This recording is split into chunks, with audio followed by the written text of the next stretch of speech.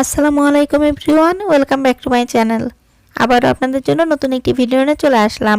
আর আজকের ভিডিওতে আমি আপনাদেরকে দেখাবো পা ফাটার এমন একটি রেমেডি তৈরি করে, যে রেমেডি ব্যবহার করলে আপনাদের পা ফাটা চিরদিনের জন্য দূর হয়ে যাবে। শীতের সময় পা ফাটার সমস্যা কম বেশি সবারই দেখা যায়। কারো একটু পায়ের গোড়ালির পরিমাণটা বেশি ফেটে যায়, আবার কারো একটু কম পরিমাণে ফাটে, কিন্তু দেখা যায় পা ফাটার সমস্যা কিন্তু সবাই ফেস করে। তাই সবাই যাতে এই পা ফাটার সমস্যা থেকে মুক্তি পেতে পারে, তার জন্যই আজকে আমি একটি রেমেডি তৈরি করে দেখাবো আপনাদেরকে। পা ফাটা থেকে মুক্তি পাওয়ার জন্য আমরা যে ঘরোয়া ওষুধটি তৈরি করব, তার জন্য আমাদের লাগবে আলু। আলু তো মোটামুটি সবার ঘরে সবসময়ই পাওয়া যায়। আর এই আলুর ভিতরে থাকে এমন কিছু উপাদান যা পা ফাটা দূর করতে খুবই ভালো কাজ করে। আলুর ভিতরে থাকা পটাশিয়াম, ম্যাগনেসিয়াম, আয়রন, জিঙ্ক এগুলো কিন্তু পা ফাটা দূর করতে খুবই ভালো কাজ করে। তাই আমাদের এই রেমেডি তৈরি করার জন্য লাগবে আলু। এখানে আমি একটা আলু নিয়েছি আর আলুর খোসাটা এখন ছাড়িয়ে নিচ্ছি। আমি যে ঘরোয়া ওষুধ আজ আপনাদেরকে তৈরি করে দেখাচ্ছি, এটা যদি আপনারা ব্যবহার করেন তাহলে দেখবেন আপনাদের যে পা ফাটা বা গোড়ালি ফাটার যে প্রবলেম আছে, সেই প্রবলেম কিন্তু চিরদিনের জন্য দূর হয়ে যাবে। আর এটা এত বেশি কার্যকরী যে আপনারা একবার ব্যবহার করলেই কিন্তু এর ফলাফলটা খুব ভালো বুঝতে পারবেন। তো দেখুন, আমি কিন্তু আলুর খোসা ছাড়িয়ে নিচ্ছি। আপনারা হয়তো ভাবছেন যে আলু দিয়ে আবার পা ফাটা কীভাবে দূর করা যায়। আমি কিন্তু এই আলুর সাথে আরও কিছু উপাদান যোগ করে দিব, যেগুলো যোগ করার ফলেই কিন্তু দেখা যাবে যে আমরা যে রেমেডি তৈরি করব বা যে ওষুধটি তৈরি করব, সেই ওষুধটি কিন্তু কার্যকরী হয়ে যাবে। দেখুন, আমি আলুর খোসা ছাড়িয়ে নিয়েছি। এখন আমাদের যে কাজটি করতে হবে তা হচ্ছে আলুটাকে খুব ভালো করে পানিতে ধুয়ে নিতে হবে, অর্থাৎ পানিতে খুব ভালো করে ওয়াশ করে নিতে হবে।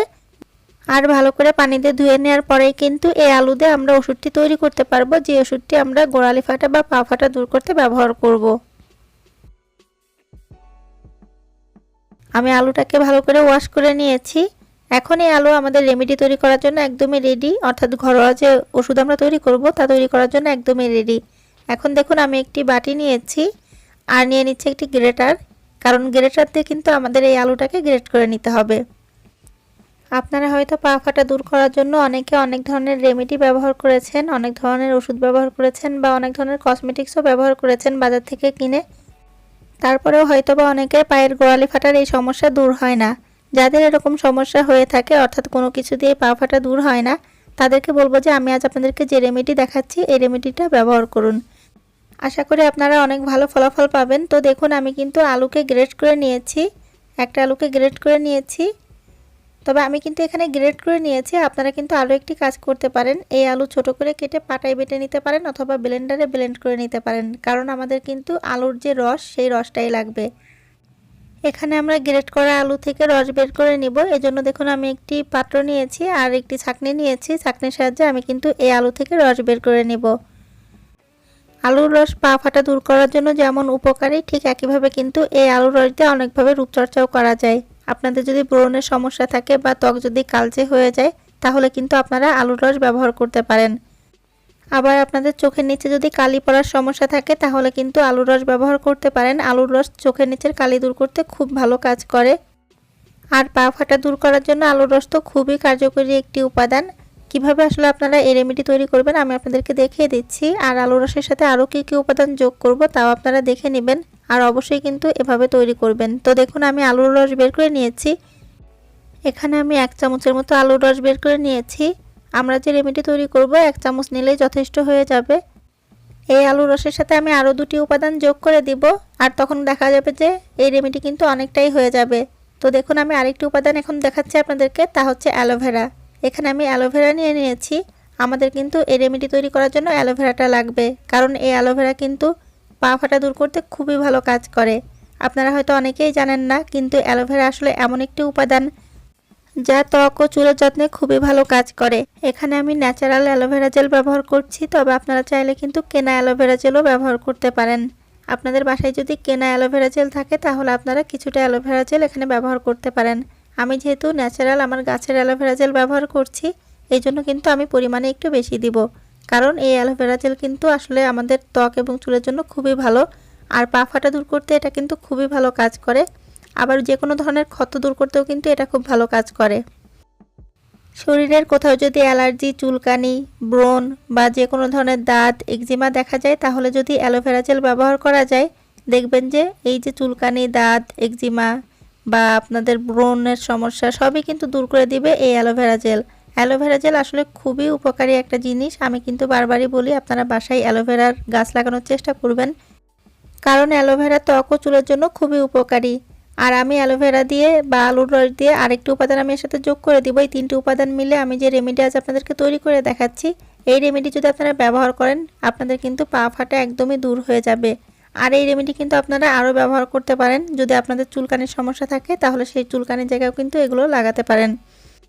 আমি অ্যালোভেরা জেল আলুর রসের সাথে দিয়ে নিয়েছি। এখন আমাদের যে কাজটি করতে হবে, অন্য যে উপাদানটি আমরা দিব সেই উপাদান দেওয়ার আগে এই অ্যালোভেরা জেল আর আলুর রস একসাথে খুব ভালো করে মিশিয়ে নিতে হবে।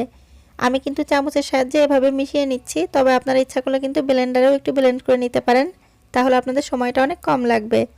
তো দেখুন আলুর রস আর অ্যালোভেরা জেল আমি মিশিয়ে নিয়েছি।